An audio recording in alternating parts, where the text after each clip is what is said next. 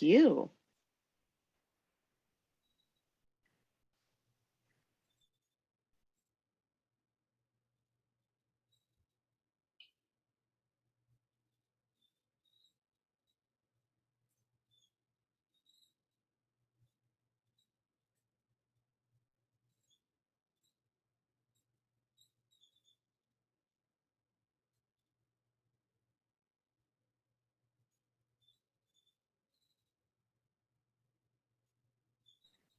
All right. Hi, everybody. Good evening and welcome to tonight's event with Greenlight Bookstore.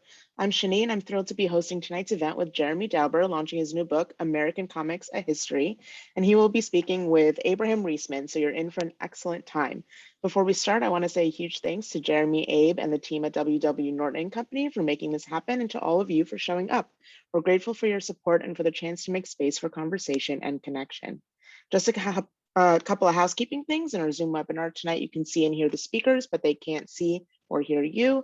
There are a couple of ways you can interact with the authors and each other throughout the event. The first is the chat, where you're welcome to post your comments and thoughts, which you can find by clicking on the icon that looks like one speech balloon. If you have a specific question you'd like to have answered by the author, please post that question in the Q&A module. You can find that by clicking on the icon that looks like two speech balloons. We'll only be pulling questions from there to be answered later on in the program. Importantly, tonight's featured book, American Comics, is available for sale from Greenlight Bookstore in-store or online. Both the Fulton Street and Flatbush Ave locations are open every day, 10 a.m. to 7 p.m. And I'll be dropping the link to the book sporadically in the chat, so you can find it there. Our interviewer tonight is Abraham Riesman, a Rhode Island-based journalist and the author of True Believer, The Rise and Fall of Stan Lee, as well as the upcoming Ringmaster, The Life and Times of Vince McMahon. He was a staff writer at the New York Magazine, and his work has appeared in the Washington Post, the New Republic, the Wall Street Journal, and Vice. Abe will be speaking with our featured author, Jeremy Dauber, a professor of Jewish literature and American studies at Columbia University. His previous publications include Jewish Comedy and The Worlds of Shalom Aleichem, both finalists for the National Jewish Book Award, and the young adult novel Mayhem and Madness. He lives in New York City. Jeremy's new book, American Comics, tells a sweeping story of cartoons, comic strips, and graphic novels and their hold on the American imagination, showing how comics have changed over the years and how American politics and culture have changed them. Dauber describes the origins of beloved comics, champions neglected masterpieces, and argues that we can understand how America sees itself through whose stories comics tell. Jeremy's going to start us off tonight with a reading from the book, and then I'll be talking with Abe and with all of you. So please take it away. Thank you, Shani. Thank you so much for this. Thank you, the whole bookstore, and particularly to Abe. Thank you very much. We're not talking about his book, True Believer, tonight, but maybe we will a little bit. But it's really a wonderful book about Stan Lee, one of the important figures that we're talking about. So we'll get back to that later. But I'm going to jump in by talking about another important figure, reading a little section of that, in comics history, and the story that leads up to really one of the most important works in the history of comics. And that person is named Alan Moore. Self-described as the only person that I knew who'd ever read an American comic, Alan Moore grew up amid the working class in Northampton, England, reading lots of them.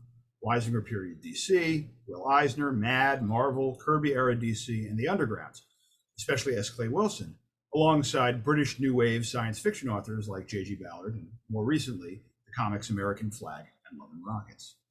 Thrown out of school at 17 for dealing acid, which hammered home to him that, quote, reality was not a fixed thing, Moore did a little strip under the name Kurt Weill called Roscoe Moscow that owed more than a little to Art Spiegelman's Ace Hole, and went on to write not only for the British comic book 2000 AD, cutting his teeth on a wide variety of science fiction pastiches, but former fanzine publisher and Marvel UK editor Des Skin's Warrior, a short-lived but hugely influential franchise. And then Len Wein came calling. About 15 years earlier, Wein had had the idea for a horror creature with EC bones, murdered man whose body rots in the swamp, comes back. He'd referred to it as That Swamp Thing I'm Working On, and the title stuck. Marvel had a similar Man Thing, and both owed significant debt to wartime character The Heap, the remnants of a Great War flyer who crashed into a polar swamp. In comics history, like the Swamp Thing, everything that exists eventually comes back, albeit in altered. Praised both for Wein's writing and Bernie Wrightson's atmospheric art, it had lain dormant after their departures, but a Swamp Thing film had been announced to be written and directed by Wes Craven, and a comic was ordered up to capitalize on the hype. now editor, had been following Alan Moore's British work, and, encouraged by DC executives, called him up. Moore thought it was a prank call from a mate and hung up, but once he took the job, he started a revolution. It was the application of Moore's fierce intelligence and, no less important, almost, but not in conventional terms, religiously inclined eye to the character's mythos. Treating the narrative as holy writ while applying the skeptic's tools, he came up with ingenious narrative twists and developments that provided the sense of something far deeper and more profound beneath the original. Or, as Moore put it, quote, "The continuity expert's nightmare of 1,000 different superpowered characters coexisting in the same continuum can, with the application of a sensitive and sympathetic eye, become a rich and fertile mythic background with fascinating archetypal characters hanging around, waiting to be picked like grapes on a vine." That's Moore. A powerful example of Moore's gifts. As the old Superman titles concluded before a reboot, he wrote the last Superman story, quote, "Whatever Happened to the Man of Tomorrow?" Penciled largely by iconic Superman artist Curt Swan, it wove together all the Superman universe's friendly elements in dark and tragic ways, for stakes. Bizarro becomes a killer, Legion of Supervillains electrocutes Lana Lang and Jimmy Olsen, Krypto dies of kryptonite poisoning. Ultimately, the villain behind it all is revealed as a homicidal Mr. Mxyzptlk, killed by Superman, who, having broken his oath, exposes himself to gold kryptonite, permanently removing his powers, and thus endeth Superman. It may sound silly, it doesn't feel that way. Buoyed by the pathos earned by decades of mythos-building stories, it felt more like a Goddardammerung. But Moore reached even greater heights with Swamp Thing, where, given the property's far more marginal nature, he had greater liberty. Moore had a character point out that the Swamp Thing story, even by comic book conventions, makes no biological sense. But this was not to destroy Swamp Thing, rather to save it. "We were wrong," a character says. "We thought that the Swamp Thing was Alec Holland somehow transformed into a plant. It wasn't. It was a plant that thought it was Alec Holland." He was just a ghost dressed in weeds, Moore writes, the phrase illustrating both style and erudition. The play on weeds' more archaic meaning as garment, a case in point. Moore, particularly proud of, quote, "how relentlessly experimental Swamp Thing was, tried something new in nearly every issue. Perhaps the most infamous example was the vegetable sex issue. In Neil Gaiman's words, a prose poem, a hallucinogenic consummation between a 7-foot-high mound of vegetation and an expatriate bulkhead. Who says about this consummation, "It's impossible. It's bizarre. It probably isn't even legal."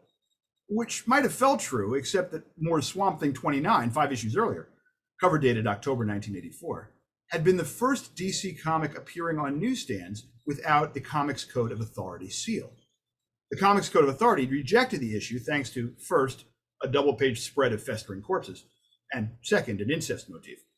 DC, faced with the option of releasing the issue only to direct sales, decided not to forego high newsstand sales and simply bucked the code. The seal returned the next issue, and then never again. Moore said, "You have to keep finding new, untouched spots to jab a needle into."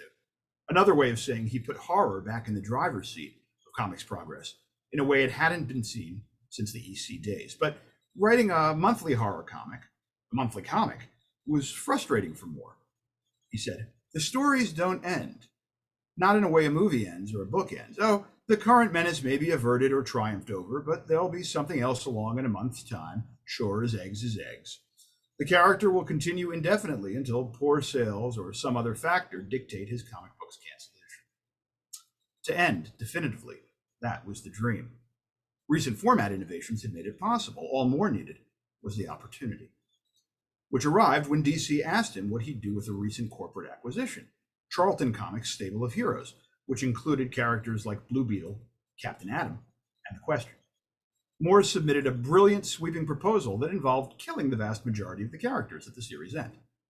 DC demurred on immediately wasting this potentially valuable property, but, as Moore put it, Dick Giordano loved the stuff, but having a paternal affection for these characters from his time at Charlton, he really didn't want to give his babies to the butchers. And make no mistake about it, that's what it would have been. He said, "Can you change the characters around and come up with some new ones?" And thus Night Owl and Rorschach were born, and the world got Watchmen. And I'll stop there. Wow. I can't remember with Zoom whether the people watching can see my face while you were reading that, but it was just, it's great prose, and you really conveyed a lot about what made that moment special. So before we go any further, I just want to thank you for asking me to do this. You know, for the people watching at home, as you can tell, it's a lucidly written and beautiful book. And it's also a beautiful object as I'm holding it up here, I'm realizing. But also it's just, it's sui generis. There aren't other books like this really that are a pretty comprehensive and rigorous, you know, introduction to comics. So before we go any further, I just wanted to say thanks for writing this, and everybody should buy the book because that is the purpose of doing these sorts of things. So don't just enjoy our conversation, also buy the book. But I'm curious, when it comes to, well, actually I made a little note to myself, I'm gonna write it, which is maybe this will tie into how you came to this book, but I once interviewed Neil Gaiman, and he said that he had decided to write comics when he went back when he decided to write comics instead of, he'd been a journalist and then he decided to do comics, and he decided it because it was such a, like, I can't remember exact words he was using, but it was basically, it was such a trashy gutter industry that you could really do something if you brought your A game that had never been done before, because not everything had been tried yet in comics. And the other factor was that, you know, you could you could make a name for yourself, but also you could get away with weird stuff. And I'm curious, when you decided to start writing about comics, was that part of the factor, or just sort of like, this is kind of unproven territory? People haven't really written a book like this, and this is like an opportunity for me to hit that. Was that it, or was there a different path that led you to this? Well, you know, it's a great question. I mean, I think that, you know, part of this was I had been a comics fan for a long time, and just, you know, I try and write books in part that please the 12-year-old in myself. And to think that I'm writing my next book about pro wrestling, so you'll get no objections. Go ahead. You know, and that was something also that, you know, I started teaching a course sort of in the same spirit at Columbia, which I co-teach with the Paul Levitz, who, as you know, was the former president of DC. Great Paul Levitz, yes, exactly. And you know, and we saw this, and it became clear to me that, you know, in a course that was trying to deal with American comics, you know, you were dealing with not just superhero comics and not just graphic novels and you know, alternative or independent comics, but bringing them all together. And the more I taught this, the more I said, you know, this is a really rich story of the way that these things really weave together. And this was something that I did not feel that I was seeing so much out there. To really sort of find all of these connections and bring them up and sort of tell the story in this kind of weird way. And you know, the course seemed to be, you know, going well. And I was like, oh, I think there's a book in this. And you know, over the last couple of years, as I was writing the book, you know, the comics world just continued to go from strength to strength. And you know, it's delightful to be able to try and ride herd on all this material. Yeah. What do you think is the biggest misconception about comics in kind of conventional wisdom about American comics? What's something you kind of wanted to dispel and illuminate? You know, I think one of the things that really sort of came up to me over and over again is how much continuity there is between these disparate areas. So every time, you know, you scratch one of the undergrounders and you find that you know, that they were a member of the Captain Marvel fan club when they were a kid, right? Totally. Right. So, you know, and that it's not surprising as a result that those moments really resonate and redound over and over again in the works. And then that all of the mainstream creators, they're watching a lot of this stuff. Sometimes they're watching it, as I don't need to tell you, for financial reasons. They're watching it for business arrangements, but they're also, you know, and that was part of the reason why I picked this section. Alan Moore is really coming up with an incredible sort of 360-degree look at the comics world. He's not just saying, I'm only reading these superhero comics.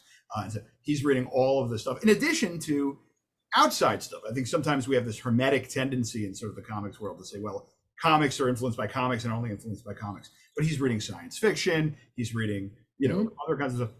And all that comes into that rich brew that made him. That's why he's a better writer than most people in comics, because he reads things outside of comics. I mean, you know, you end up, I'm not saying you can't do good writing that way, but like a lot of times it's an Ouroboros, but you were very wise to include that in the book, that he did have all of this background in, for example, I think most importantly, the new wave of British science fiction. As you point out, without J.G. Ballard, where's Alan Moore? Without, you know, Michael Moorcock, where's Alan Moore? And he acknowledges all of that. But anyway, I'm sorry, I'm taking No, I think that's right. And you know, and also, you know, you were talking about Gaiman earlier, which I would talk right. You have this really politically engaged group of anti-Thatcherites. Anti-Thatcherites. These guys were, I don't want to say radicalized, but at least artistically, they were radicalized. They, like, in terms of the characters they wanted to create and what they wanted to do, even if it's stuff that they couldn't do to the real world, the fictional world, they could have the revolution. They could, you know, do something weird.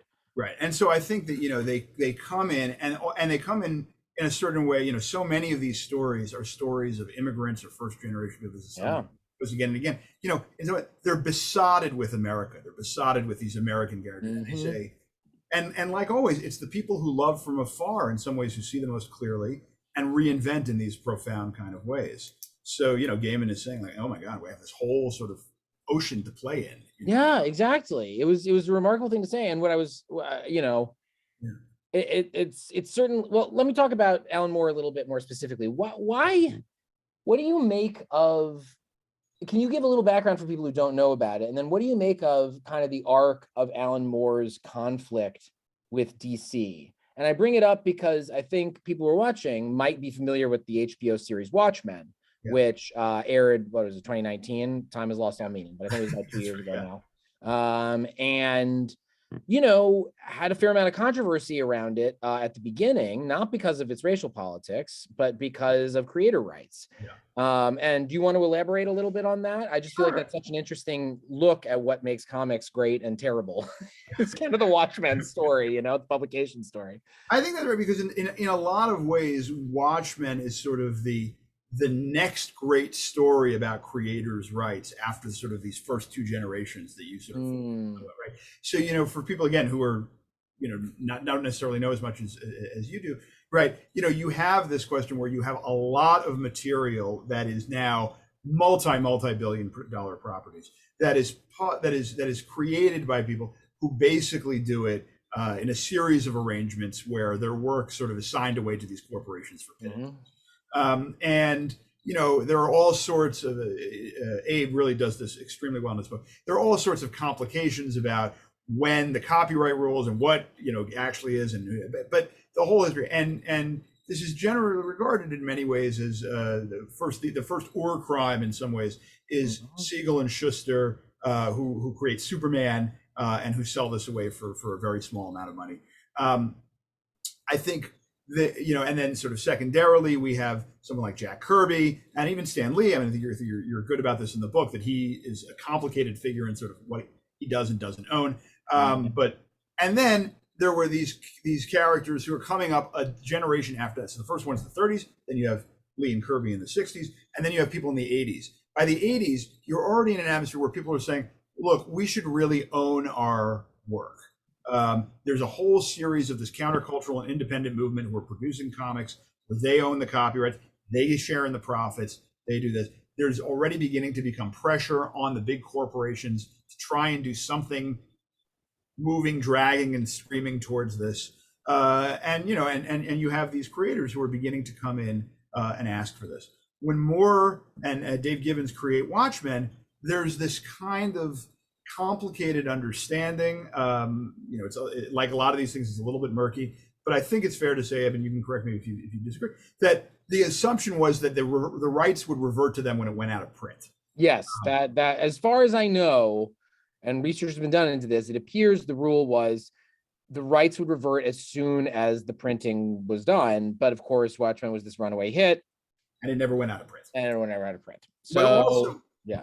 What also happened at the time, and this is, again, you know, one of the fun things about intellectual and institutional history, is to watch people thinking with even 18 or 20 months, only looking back 18, 20 months, as the institutions are progressing rapidly. So when Watchmen is coming out, the idea that comics would be gathered together in books and they would appear in your Barnes and Noble and you would sell them kind of regularly forever, it was only just beginning. It wasn't something very early. Yeah. I mean, you'd have these things like Marvel graphic novels, the Marvel graphic novel series, but even those weren't that long. They certainly weren't the length of Watchmen. I mean, Right. it was a really unusual thing to do something like that. So that's right, and a lot of this I cover sort of in detail in the book, but I suspect that if you went back to 1986, Moore and Gibbons, who created Watchmen again, and you talked to them and you said, what do you think is going to happen? They'll say, well, it'll come out in these issues. Maybe it'll, do well, and it'll be a few more issues. And then it'll go out of print, and we'll get the rights, and we'll do whatever it is we want with it. And of course, then these books came along, and that never happened. There's an understanding, and again, I'm friendly with Paul Levitt, so you have to take that into account. But I think it's a fair understanding that Paul, while he was president of DC, basically never let anyone else use the Watchmen characters. He sort of said, we own them, except for a movie adaptation with Zack Snyder back. We're not going to do anything with them. But then he left, and then, it was a free-for-all. That was a free-for-all. And I think that it became very complicated, and Moore is quoted in some interview from like 2012 saying, well, I think it shows how bankrupt this is, that they're looking back to my stuff. And then what ends up happening is that, when they say, well, we're going to make this HBO series, people are like, oh my God. And then, it fakes by making some really innovative and creative new take on this work that's very, very creatively ambitious, and uses these characters to tell an entirely different story that feels very much of the moment. One can sort of think about what the appropriate retribution or whatever you want to say is to Moore and to Gibbons, but it is an interesting sort of argument to creatively there was sort of nothing to do to this thing. So that was my opinion of the series.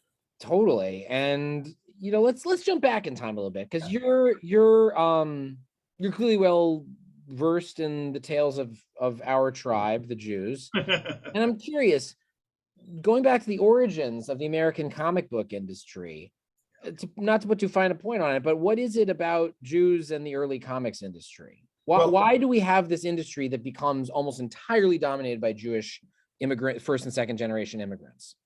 I mean, what's also interesting to me, and I will answer that, but one of the interesting things that I really wanted to stress in the book is the relationship between comic strips and comic books.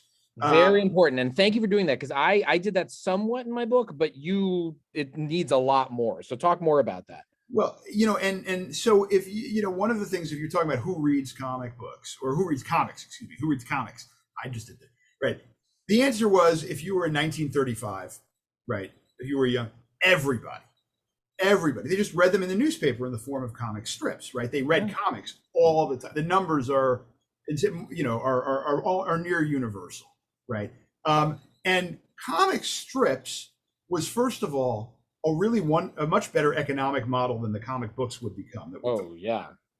People could be millionaires, in 1930, really, really rich if you had a successful strip, because you're getting syndicated in the, at the time, still arguably premier method of disseminating information and media, which is print newspapers. And go ahead. Oh, no, I'm sorry. But I was just going to say, and the syndicates would split the profits with the creator, like 50-50. I mean, it was... it's crazy. Crazy. So everybody wanted to be a comic strip artist, right? Including Siegel and Schuster, right?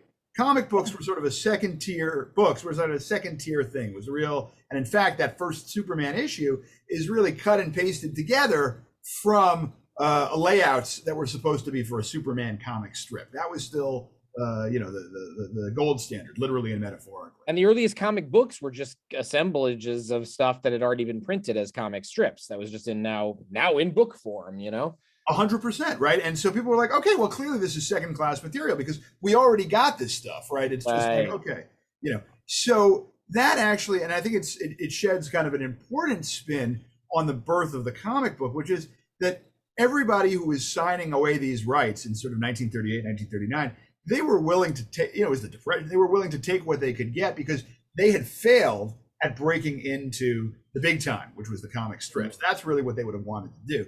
And some of them changed their names because they were hoping to get a strip, that kind of thing. And not surprisingly, getting back to your question, that we're in a dynamic that redounded over and over again, the comic strip world was largely, not entirely, but largely genteel and gentile. Totally. Right?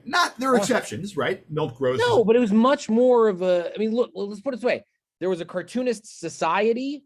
There was not a comic book society, like artists and writers society, for a while. It took a long time for that. Right. That's right. 100%. And, and so you have these people, right? And they're sort of saying, well, there are these barriers to entry. There's not a lot of these, right? There is a market. We can make a market for this, as it turns out, right? We can stick, a 10-cent sticker, as the famous story goes, right, on this collection of comic strips, and people will actually buy it off a newsstand. We can do this, right? And it's a cut and paste operation, but we can make one. And this was a great operation for people who didn't have a lot of other places to go. And in this period, that was first generation people like the Jews. And then there were a lot of network effects. People said, "Oh, well, I know somebody's cousin." I mean, you know more about this. Well, yeah, that's that, right. There's the factor of the comics aspect of it, and then there's the factor of just any immigrant business community, especially back then. You're going to have a lot of nepotism. I mean, Stan's a perfect example. Not to make this about my book, but just very briefly, Stan Lee got the great Stan Lee. It's not just that he got advancement through nepotism. He just never would have gotten into the comic book industry if not for the fact that two of his relatives worked at this one company, and Martin Goodman, his cousin-in-law, owned it.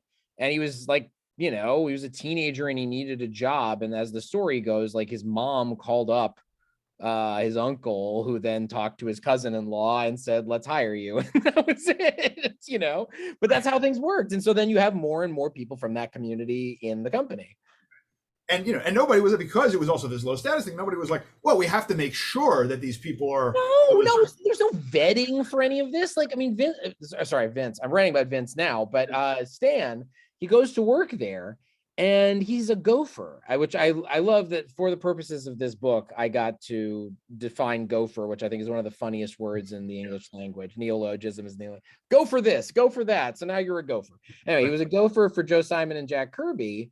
And then, like, within 2 years, he's the editor-in-chief, just because because of personnel problems and possibly because he got some people fired. But the point was, like, no, this was so fly by night that there was no real shock in the industry where it's like, what's going to happen when this boy genius takes over? Like, it's just, everyone's like throwing stuff at the wall. No one's a professional at this. It hasn't existed for more than a couple of decades. And even within that, as you know, right? I mean, you have these groups of people, and they were mostly men, almost entirely men, but not mostly men, who are really interested in saying, well, what can we do with this? How can we make this better? There are those, not nearly enough of them early on, because most of these guys are just like, I want to be in advertising, or I want to be in movies, or I want to do whatever. And comics seems like, it's maybe it was the equivalent of like minting NFTs or something, like for them in their head. They're just like, this is just some bullshit thing that I do to get to where I need to go as an artist. I think that's 100% true. But, and it was, one of the things that I loved watching when you read these early comic books from the 38, for their 940, is to say, you can watch the innovations happen. You can watch them say, okay, first we're going to have people sit around. We're going to have a couple of superheroes sit around, and they're each going to tell their own individual story. And then we're like, wait a minute, they could actually team up. They could be together. And now we're like, oh, what a concept, right? But what a concept. But yeah. But then it was new, right? As if it's new to you, right? And or we're going to actually have someone have motion that comes from one panel and goes down through the other panel. We're going to make. Why not have a 2 pages that is one panel? A giant spread like Simon and Kirby were doing in Captain America comics. No, totally. There's a lot of room for experimentation and then there's Will Eisner. You have these geniuses who are really trying to push it in a time when the average person, be it a editor, owner, or creator, is not taking it too seriously. There's a great, of course. Sorry, go on. You said, I'm sorry. Well, I was going to say, for better or for worse, because we have the gaming effect, like we're talking about, where it's like, because it's so low rent on some levels at that era, that you can buy low and sell high. You can like get your foot in the door and do something really weird without having to go through a lot of gatekeeping. And this happens over and over, as part of the thing I do in the book is I try and think about the importance of different kinds of institutions and technologies in this kind of thing. So, very important. Right. So like when there's cheap offset printing, that allows for more fanzine stuff to come out and allows for more people, right now when the internet comes out. Before this, before the a couple of, you said, well, maybe not everybody who deserves to get noticed can get noticed. But now anyone can put something up, and if it goes viral, they've got a lot of views, and that really can make a difference. It used to be, I mean, talking about sort of the Jewish side, it used to be a New York oriented thing because you really had to come in, you had to get your art in, and then once through the office and like and then they because if it was a monthly deadline and it took 3 days to put to get the assignment and then 3 days to mail the assignment, so that's a quarter of your time already used up, right? But once you have FedEx, you can actually just FedEx the stuff and it gets there the next day, and already that begins to make a big difference. So all of these kinds of changes, which we think, oh well, what does FedEx have to do with the history of comics? Everything. It really opens up artists being able to live kind of everywhere, which opens up a greater pool. And what there's no way for me to I wish this was a real panel so I could look in the audience and say, raise your hands if you're familiar with Frederick Wortham, and if everybody raised their hands, then I would go, okay, I don't want to insult your intelligence by talking about something everybody knows. So I'm going to risk insulting everybody's intelligence because it's an interesting story. And I'm going to ask Jeremy, could you get into a little bit of what happened to comics in the mid 50s that kind of slowed down this train that we've been talking about? Yeah, so I think this is a great, because again, one of the things I love doing in the book is sort of giving these multiple explanations like you do in your book. So the way that comics fans tell the story is that in the post-war period, where we've been talking a lot about superheroes kind of go away right after the war. And there are a lot of other kinds of genres of comics that really come to the public's attention. One of them is romance comics, but the ones that really Abe is alluding to are these crime and horror comics. Now, it's important to think about the fact that if you were a 10-year-old kid reading Superman when he comes out in 1938, in 1948, you're a 20-year-old, right? And so you're interested in something maybe a little bit different, right? And so you have these crime and these horror comics. Lots of people are reading them, but also kids are reading them. And there's a combination of this psychologist who's looking for a public issue to have a megaphone around, named Frederick Wortham, a Senate guy, S.T. Scafalver, looking for a campaign to run for president on, and some genuine concerns, not just in the comics, but in the world, about juvenile delinquency. The war was extremely stressful on families. A lot of people didn't come back. A lot of people had broken homes, right? Crime statistics were being measured slightly differently. There's an issue. And Wortham, who was a very interesting guy, who was really a quite important liberal who worked with a lot of black kids in Harlem. He was very intellectual. But he also cited in Brown v. Board, if I recall correctly. You're absolutely right. So he was, but he was also looking for the limelight, and he kind of had fixated in part on this idea that comic books, particularly these crime and horror comic books, were always bad, right? They were bad for kids, and since they were always bad, they should at least be not available to kids. Let's call it that way. Wortham claimed that he wasn't so into censorship; he just wanted kind of regulation to make sure it didn't get anything, whatever. That said, it ginned up into an entire senatorial investigation into juvenile delinquency in comic books, at which the head of one of the big crime and horror publishing places, particularly horror publishing places, is a guy named Bill Gaines, and it was the head of EC Comics, testified in front of the Senate, and testified by all accounts quite badly, and that helped to sort of put him. So that's one story, put a nail into the coffin. People, the comics business was like, we have to get our house in order, otherwise we're going to get shut down. And then they start this thing called the Comics Code of Authority that stifles any ambition in comic books, any mature ambition. That said, another part of the story is television. Right. The 1950s is the era in which nobody goes from nobody having television to everybody having television. And it's not surprising that television also cut into comic book readership a lot. And I suspect, actually, that television had as much, if not more, to do with it than Wortham did. But it's a less sexy story. Wortham is a great story. That's really interesting, because you're making me want to go back and rewrite my book, because I didn't include the television part, and you're totally right.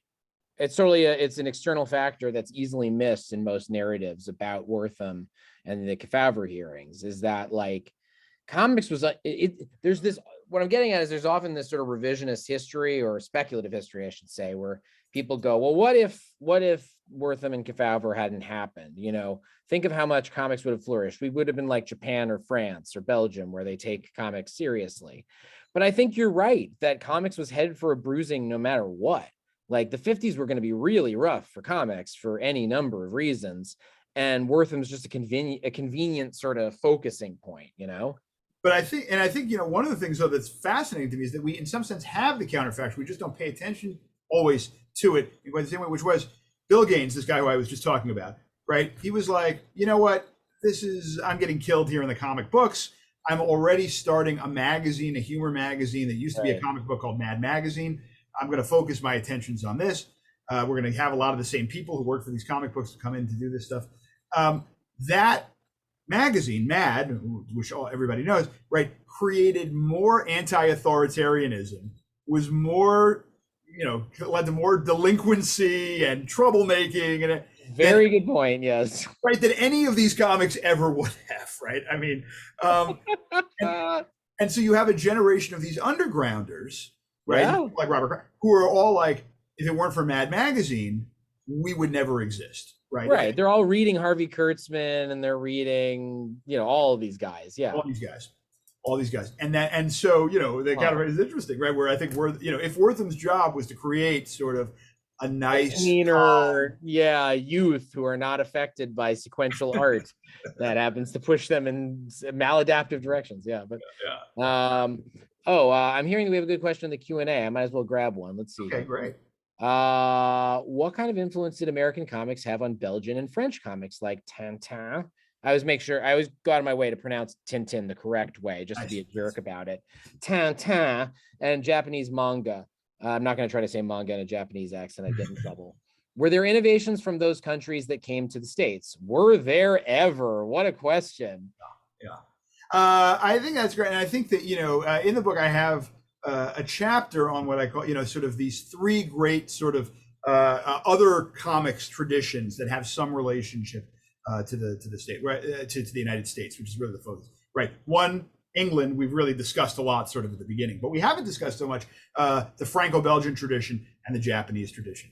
The Franco-Belgian tradition, I think one of the things that's the most interesting about it is the way that some of it took, although there is a very, very strong and very aesthetically ambitious Franco-Belgian tradition, that they took things that were American genres, like the Western and like American science fiction. They kind of ran them through a more avant-garde and surreal sensibility and then spat them back to the United States in the form of things like heavy metal, Mobius stuff that was very influential for sort of a new generation of American comics.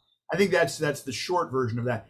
In terms of Japan, certainly, Osamu Tezuka, really the godfather of Japanese manga, was hugely influenced by Walt Disney. And again, there's that story again where comic strips, anime, right? That's really part of the story too. That stuff gets pushed out in the 30s to all around the world.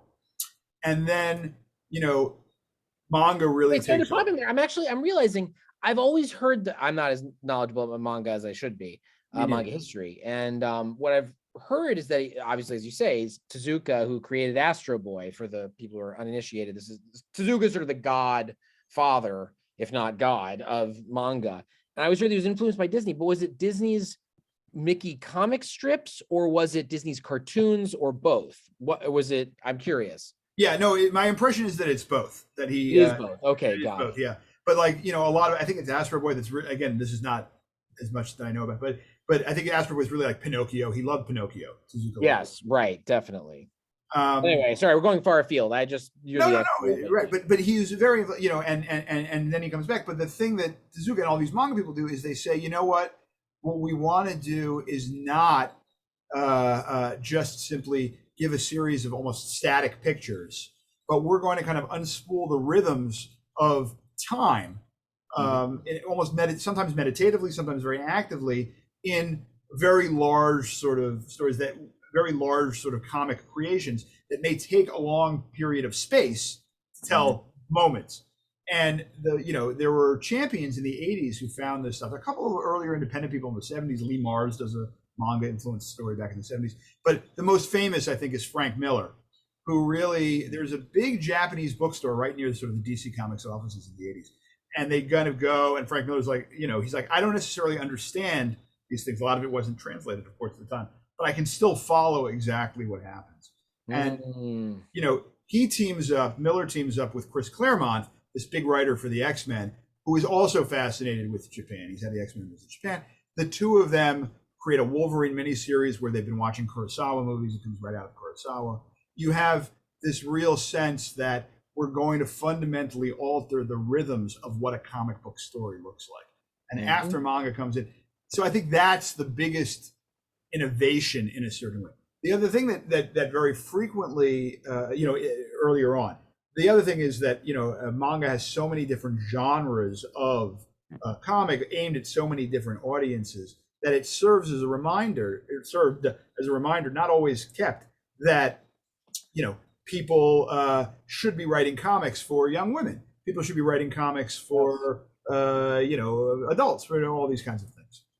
I was just about to say, I'm picking up your book to just look for this, but when it comes to manga's influence on American comics, I would say the biggest factor is not artistic, because you still have, although you do have lots of people creating comics in the manga style, and that's huge. The bigger impact is just manga is actually what saved the comics readership in America. Right. Because American comics completely cratered in the 90s, creatively in a lot of ways, but definitely financially. There was a complete meltdown for the industry in the 90s. And the only thing that really kept the lights on in the concept of mass comics buyership in America was all of a sudden you had this company, Viz, that started selling lots and lots of Japanese, translated Japanese manga in bookstores. And this was genius. Whoever would have thought to sell a book in a bookstore? But this was not something that I remember starting making about me. You may find this interesting, though. I remember being at the Chicago Humanities Festival in 2001. It was a month after 9/11, and there's a comics panel. And I asked a question. I was just a kid in the audience. I said, what do you guys think of graphic novels and trade paperbacks, collected editions? And Will Eisner, God bless him, the godfather of the graphic novel, he goes, I don't think the collected editions are ever going to take off, because I made up the concept of the graphic novel to get girls, and it's a total made up thing, and people will always only want comics on cheap floppies. And Neil Gaiman was on the panel too, and he goes, all due respect, Will, you're completely wrong. And he was, but the thing is, by then, this was something you're arguing about in America. The Japanese are a million years ahead of you on that. Well, I think and again, it's like what we've been saying, that, everyone has their own snapshot of the times that are right. That they come from. So Eisner, in the late 70s, tries to put A Contract with God, this collected stories that is sometimes inaccurately, but sometimes called the first graphic novel, in bookstores, fails miserably. No one knows what to do with it. Right. Gaiman, by 2001, I think you said it was. Yeah, it was 01, yeah. Yeah, has already seen trade editions of The Sandman doing very well in comic stores. Right. So, one of them has this traumatic experience with bookstores. Another one has a very successful experience with bookstores. As you're saying, and I think your use of the word, the concept of comics with manga, hugely important, because you had the 90s was a time of the implosion of the comic shop, right? Yeah. And in comic shops, you would hear them saying in the 90s, we can't sell manga. We don't know, our clients don't want to buy manga. They're not coming in, we can't sell it. As opposed to the bookstores, who are doing, as you're pointing out, land office business with these comics. So people didn't get enough of it. And I remember being weirded out because I'd already been reading American comics for so long. Yeah. And just I could never quite, there was some manga that I liked back then, couldn't quite get into it. But what's more important is the industry that I chose. Sometimes I feel like I bet on the losing horse, because the direct market for superhero comics, which is the ecosystem from which I came, is really in dire straits. In a lot of ways. It's always in dire straits, but it's doing better than it has been, but it's not what it used to be. Whereas manga led to not only more manga, but also led to this explosion of comics that have nothing to do with superheroes and are targeted at young people. Raina Telgemeier being the most notable name there, but there are a million other ones. Yeah. And that's why I worry about superhero comics. I think superhero comics are in real trouble, and superhero movies as well, as evidenced by the Eternals. But comics, I'm not worried about, because manga had this influence, as well as other people, and factors on having this explosion of these wonderful comics that have nothing to do with the American tradition in terms, or have left to do with the American tradition than they do with the Japanese tradition in some ways. Yeah, no, and I think that, that's one of the nice things about writing a book that covers 150 years of this stuff, Yeah. is that, there's always this, something's always dying, something's always come up warning. There's all, all these things that we've gone through before. And that's the fun thing about watching this stuff is, people say, well, if all you thought comics were the comic strips, you would say, well, forget it, it's done.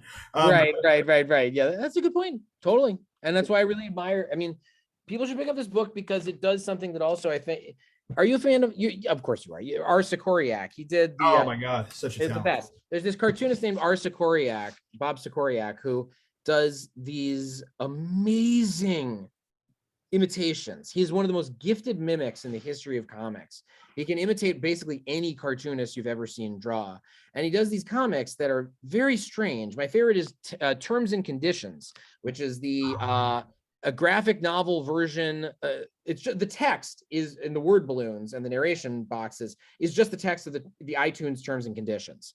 It's the iTunes Terms and Conditions illustrated as a comic and using different styles. And it's sort of a silly experiment, but I wrote about it when it happened and interviewed him. I was like, the reason that was genius is the reason this is genius, which is, why are we siloing these things? Why are we acting like these strains of comic don't have anything in common with each other? Or like, you can only talk about one. If you talk about the other, you're in a different room, it's all interwoven, as you say. No, I mean, it was a tremendous amount of fun to write and to really just, all of us have in our lives all these different kinds of enthusiasms, and that's true with this medium of comics too. You can like this, you can like that, and I think you're right to say that the kids, I have little kids, they're going to read Raina Telgemeier and they're going to read Superman. They're going to, it's all going to come together into some brew. So I'm really not worried about the medium.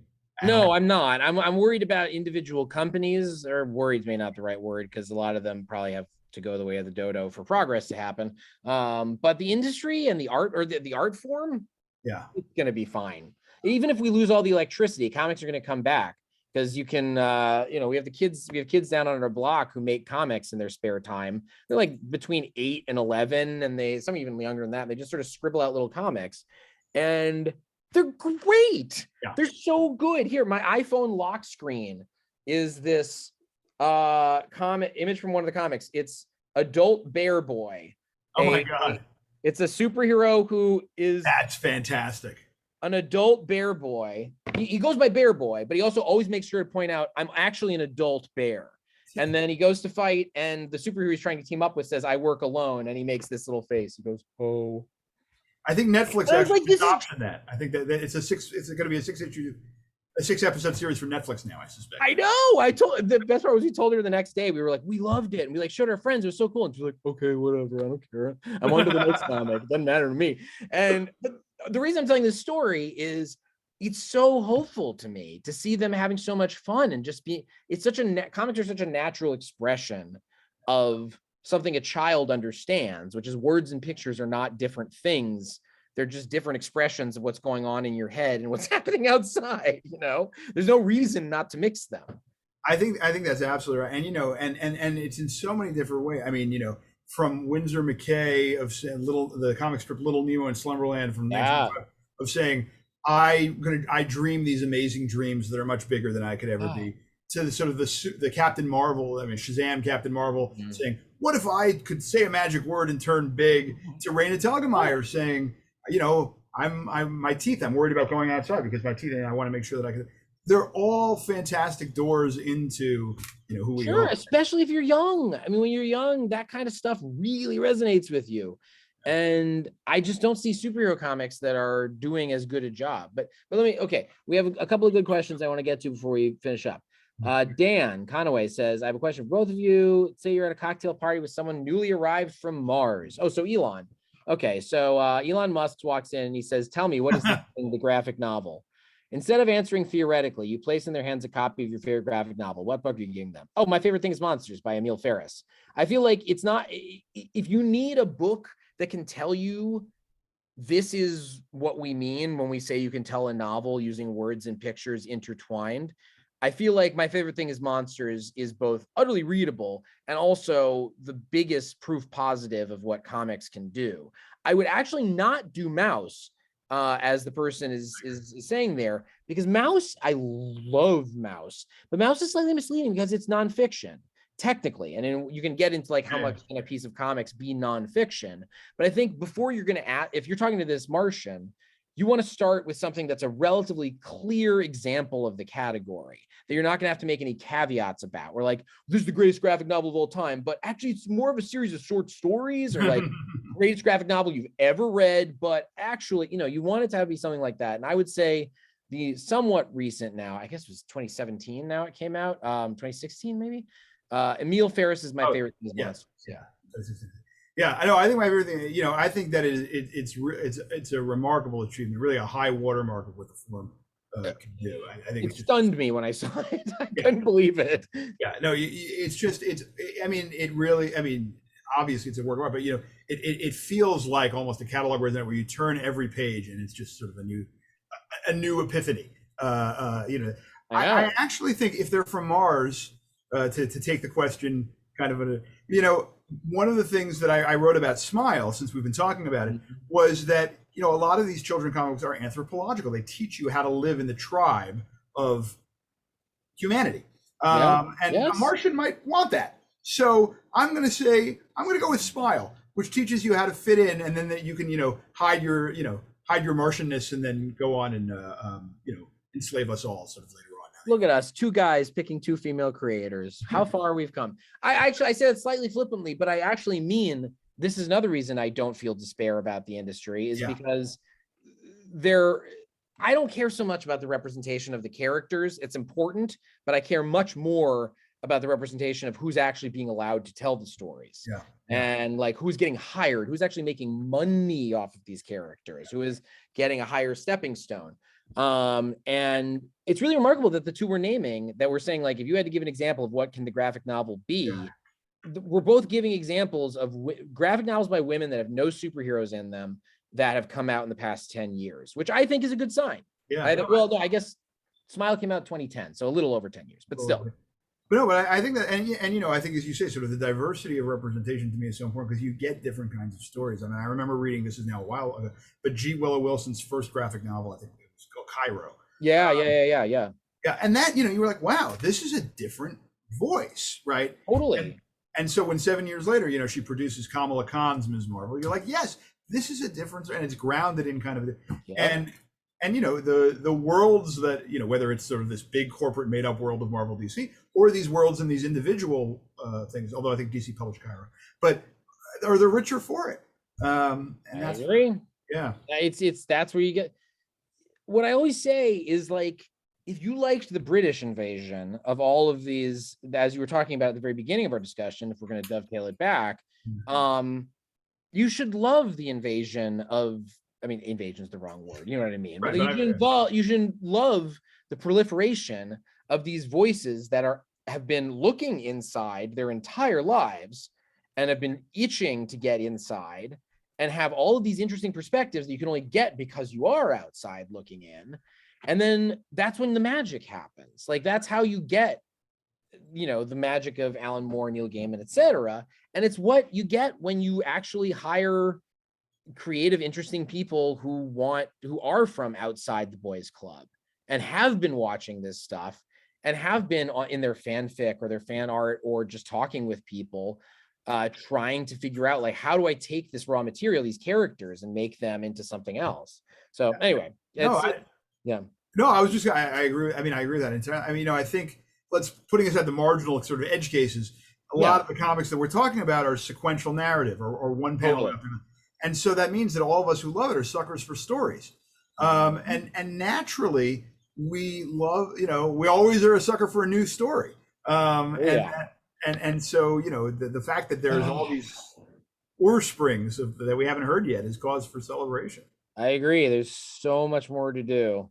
Let's see. Allison Mack says, building on that, I can't remember what that was earlier, but whatever I was saying 10 minutes ago, do you feel like the trade waiters are influencing the industry? So to clarify that question for our listeners who aren't familiar, trade waiters are a phenomenon in the past decade and a half or so of comics fans who, with the advent of what I'm sure this is what you were dovetailing with, what I was talking about, which was around the turn of the millennium, you start getting this proliferation of consistent collection of comics, like not just haphazardly, like, does this comic seem like it was worth having a collection, but like more and more you're systematically setting it out. And what that means is all of a sudden people can go, oh, I don't have to buy the new monthly comic. I can just sort of wait for, oh God, sorry, I'm just seeing a message that said 2 more questions and it was 10 minutes ago. I hope I haven't run over or anything. Oh, having a good time. Yeah. But the trade waiters are people who don't buy the monthly comics and just wait until it's compiled so they can get more than just 22 pages of story in a comic. What do you make of the trade waiters, Jeremy? Is that something you have thought on? Yeah, I mean, I think that it's, how would I put this? I think that it's had a lot of different creative ramifications. I mean, the first phenomenon I really know about as an active thing was, again, back to Neil Gaiman, was sort of the end arc, this Kindly One's arc of Sandman, sort of the big finale, although there was like a lot.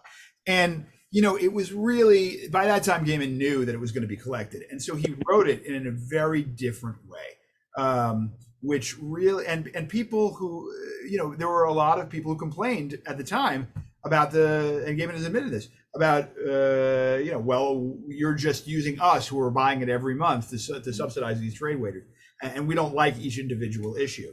And people who read them as individual issues thought that they weren't very good, and people who waited thought it was great. Now I think what that's allowed, if you know that there's going to be a trade from the creative point of view, you can be much more leisurely about telling the story. If you go back and you read old Marvel comics or old DC comics that before this, there's so much recap at the beginning of every issue because they don't expect that you necessarily picked up the last issue. So the first page or two is all exposition. You don't have that anymore. So it's a whole creatively new ballgame. I think in terms of the economics, it's a mixed bag. On the one hand, someone might say, well, we know there's going to be a trade, so we'll give you 6 issues where if the sales weren't so good, we might have only given you 2. On the other hand, they might say, well, we're not going to make necessarily a commitment for an ongoing thing. We'll do the first cycle and then we'll see how it goes. And we know that'll be a trade and then we'll see how it goes and we can say goodbye.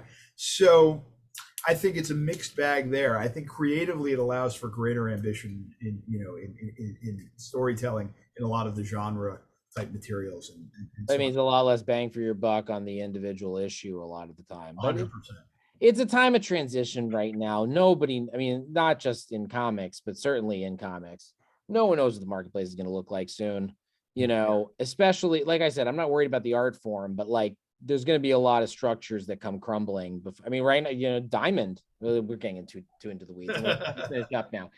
Last question, what from Barry Lee. Why is the standard American comic made by 4 individuals, writer, artist, colorist, and letterer, when it's usually 2 individuals elsewhere? What in American comics prompted this division to work?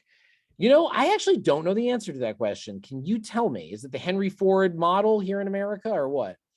Yeah, I mean, I think, again, it gets back to this interesting question of when we start American comic history. Because if you start with comic strips, the answer is clearly 1, right? Yeah, that's a good point. 1 person, right? You're right, it was 1, yeah. Yeah, who's the writer, who does everything, right? Mm-hmm. And that, in many ways, has been a model that kind of has ebbed and flowed. In the underground, again, the model was often, not always, but often 1. They did it all. It was really sort of this, as you say, sort of Eisner and others who really said, look, there is a huge maw of demand, and nobody could do this thing, so we're going to split it up, and we're going to split it up as efficiently as we possibly can. And I think that was a lot of it. But people would, and there are all these sort of strange hierarchies that came out of it where people would say, and I think in a way that's not necessarily productive, if 1 person does it, then somehow it's different in terms of qualitatively than if a couple of people do it. And I don't know that that's necessarily the case, but that takes us, That takes us into, we'll catch up with us at Comic-Con next year when we're both promoting our books. Maybe we'll at the booth. But I think that wraps it up. It's 8:29. So last comments there, Jeremy. Where should people find you? So they can find, Greenlight Bookstore has put the book in the chat if on a couple of occasions. If you want to buy it, please buy it and support Greenlight. They've been wonderful here. They can find me on Twitter or on my website, and please. I hope you enjoyed this. Buy the book, buy Abe's book, and thank you, Abe, so much. This was Oh, please, it was my pleasure. Congratulations on the release of the book. I hope people read it. It's an important document. And I just want to say really quick, but before I was realizing earlier, I said there's really nothing like this. There is another book that's different, but that I should acknowledge just for completion's sake. Hilary Shute wrote Why Comics a couple of years ago, which is also a very good book. It's different. It's not a history, but I just want to make sure nobody came after me and said, why didn't you mention Hillary? But anyway, this was a great conversation. Thank you so much, Jeremy. I learned a lot, and I hope everybody else did too. Thank you so much, Abe. Yeah, it was great. Thank you both for being here. That was an amazing conversation. It'll be available on YouTube later this week. And the chat has the links to the book. Please check it out and have a great night, everybody. Thanks, everyone. Bye.